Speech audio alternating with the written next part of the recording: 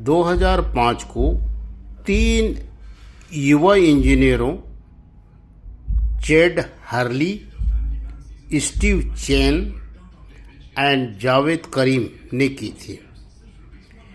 YouTube का मूल उद्देश्य क्या था, हम इसे समझें।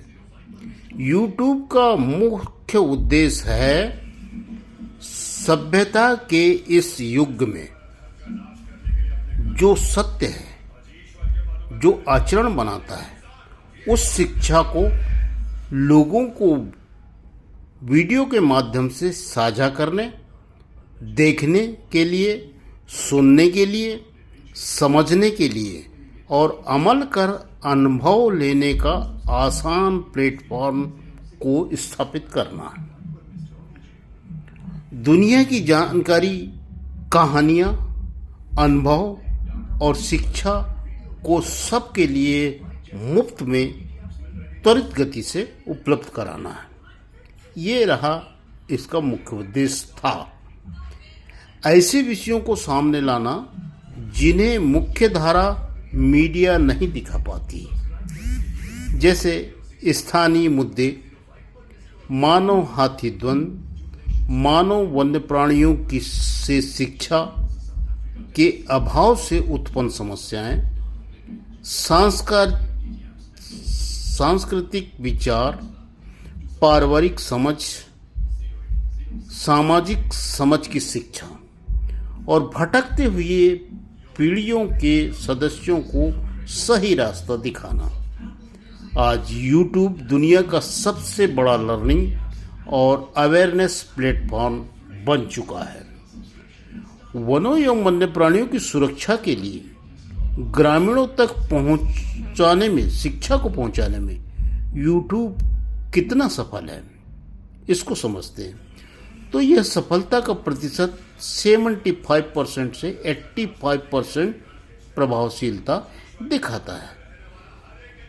यह क्षेत्र नेटवर्क, भाषा, वीडियो की गुणवत्ता और वीडियो को क्रिएट करने वाले की क्षमताओं पर निर्भर करता है कि वह उसका सृजन किस विजन और मिशन को लेकर के कर रहा है और उससे क्या लाभ होंगे।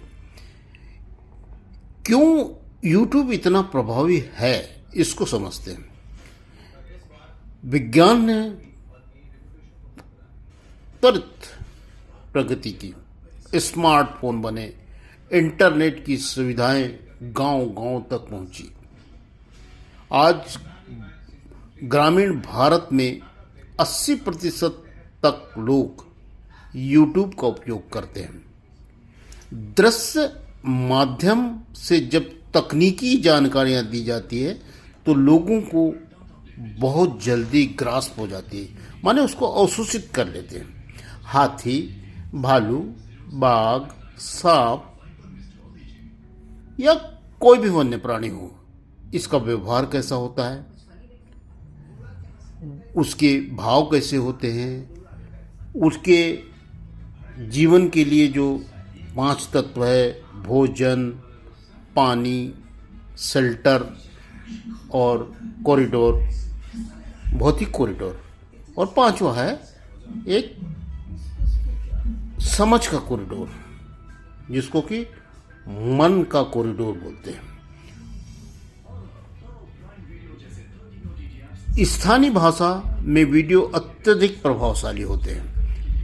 जैसे कि हम छत्तीसगढ़ के वासी हैं, हिंदी भाषा को बहुत ज़्यादा उपयोग करते हैं, छत्तीसगढ़ी भी करते हैं, आसपास की बोली को भी करते हैं। सरल हिंदी में वीडियो बनाने से इसके प्रभाव 90% से भी अधिक हो जाते हैं। ग्रामीण लोग वास्तविक घटनाओं को सीखते हैं, देखते हैं कि उनके साथ में क्या हुआ, और इस तकनीकी के साथ में हम जब अपना जीवन यापन कर रहे हैं तो हमको क्या लाभ मिल रहा है।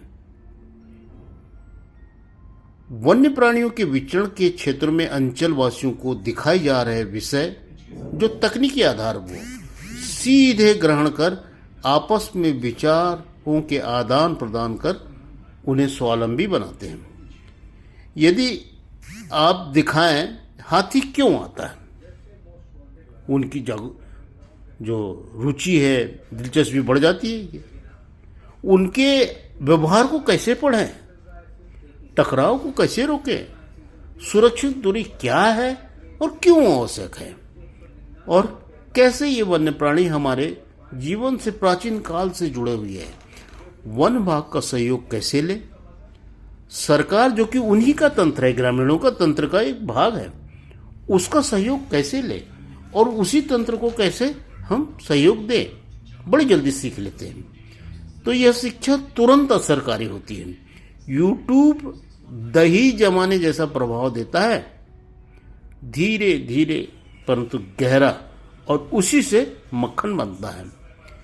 यानी जो ज्ञान है, जो सत्य आधारित ज्ञान होता है, वो ग्रामों तक पहुंच जाता है, हर अंचलवासी के दिल और मन मस्तिष्क में स्थान बना लेता है।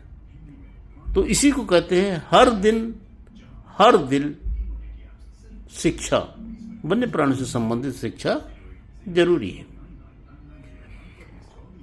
जैसे एक गांव में यह, जब यूट्यूब भी किसी नवयुवक देखता है, बताता है दूसरों को, तो फिर यह हलचल, समझ, शिक्षा की लहर चलती है, सफल होने लगते हैं। तो फिर पड़ोसी गांव भी सीखने लगता है, पड़ोसी राज्य भी सीखने लगता है, पड़ोसी जिले भी सीखने लगते हैं। यह एक साइलेंट रिवॉल्यूशन है, क्रांति है। जब एक जिले राज्य में इसका संचार होता है, आशातीत परिणाम आते हैं, तो पड़ोसी गांव, पड़ोसी जिले, पड़ोसी राज्यों में इसकी शिक्षा की समझ अब सीमित नहीं पाती, बल्कि सार्वभौम हो जाती है। ग्रामीणों में वन्य प्राणी सुरक्षा और जागरूकता फैलाने में यूट्यूब 95% से भी ज़्यादा प्रभावी होता है। यदि इसे चैनल के माध्यम से, जो एजुकेटेड चैनल होते हैं, शिक्षाप्रद चैनल होते हैं, इसके माध्यम से दिखाएं तो और भी ज़्यादा प्रभावकारिता बढ़ जाती है, क्योंकि स्थानीय घटनाओं, विज्ञान, व्यवहार को वीडियो लगातार देते रहते हैं। तो यह प्रभाव की अनंत संभावनाएं बन जाती है। एक बार यदि यूट्यूब को यदि एंड्रॉयड फ़ोन में समाहित कर दे तो समझ ले, पर जब हट जाए तो उस चैनल के माध्यम से वो जो ग्रामीण है वो वहाँ तक पहुँच करके पुनः रिपीट कर देता है।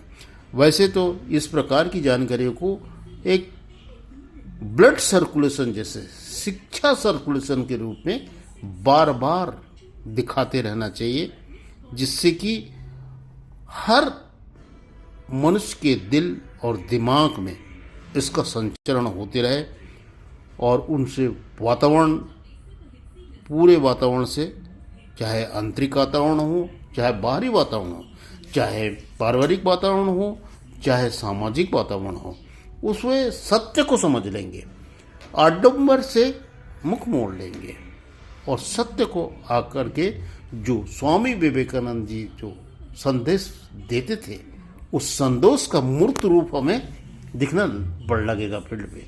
वे कहते थे कि हर जीवों में दिव्य आत्माएं होती है और हम मानव और वन्य प्राणी प्राकृतिक साथी हैं, नेचुरल फ्रेंड्स हैं, और उन्हें प्रबंधन करने के लिए नेचुरल जस्टिस की जरूरत पड़ती है। धन्यवाद।